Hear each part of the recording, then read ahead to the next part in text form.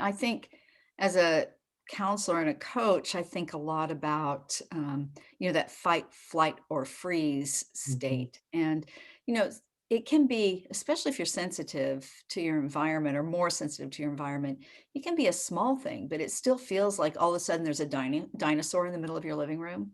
And you go into this like, I have to save my life in one way or another.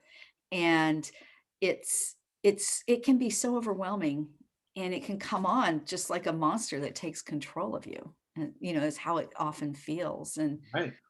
I mean, I guess I think it's so important that we do things to help our system be so balanced that when the dinosaur or the woolly mammoth, I don't know if they were dangerous, but the saber-toothed tiger shows up Sure. on my living room floor, Mhm. that or wherever I am on my screen while I'm attending something or presenting something on the computer, that I have the ability to manage my reaction to it so that I Mhm. don't go into fight, flight, or freeze.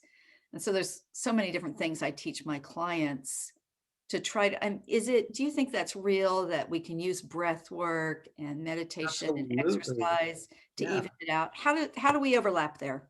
So I think like the work I'm doing is helping to create space for people so they can do the work that you're trying to teach them to do, Mhm. right? Yeah.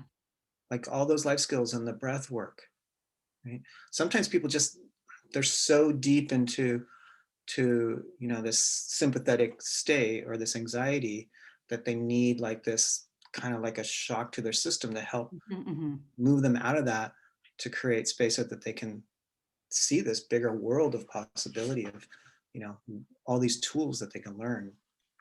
I mean, I would like to talk a little bit about, I often say that, over arousal just means that you're starting to get overstimulated or overwhelmed, but then your physiological symptoms get heightened, get Hmm. aroused. And, um, but it can become such a habit that some people end up being there more often than not. So Right. let's talk a little bit about how you recognize when some breath work's not gonna do the trick. When you've gotten so stuck in the loop that you need a little extra help to actually, like you said, sort of shock your system. I mean, there was a time when they actually did use electroshock therapy Absolutely. on people. Right. They're still doing that though, right? For certain depressions. Yeah. Yeah, and actually at very mild levels, and we have a colleague that does, neurofeedback, which is, Sure. little stimulation to the brain, and they are profoundly effective on anxiety, and I think working in some of the same systems that you're working on. I mean, I feel really electrical about my acupuncture, so in a way. But how do you know? Let's talk about that for a moment. How you know when you're at the point that you need some extra help and maybe you don't want to go to Ativan, which is an anti-anxiety medication that's addictive. Right. Right. I think when it starts to affect your your ability to do your daily activities, whatever that, I mean, which is different for everybody, right? Some people are very high performing. So just going a little below their high performing starts to be a sign like, oh, Mhm. there's an issue here that I need to address. Yeah. Um, I mean, because we're all in these different ranges, but I think it's, for the lower performing that people, they really can't get out of bed that for multiple days in a row, or it starts to become this pattern of every other day or whatever it is.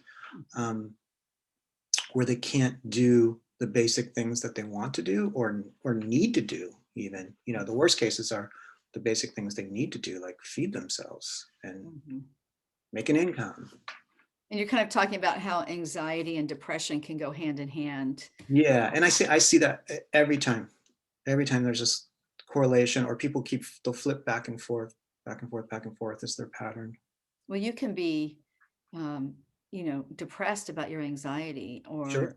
and people can be so depressed that they can't really get out of bed, but then they also have anxiety about all the things that they should be doing. Right. And, I think sometimes you might want to leverage the energy that comes with the anxiety to move yourself toward some kind of treatment or help or intervention. Uh-huh.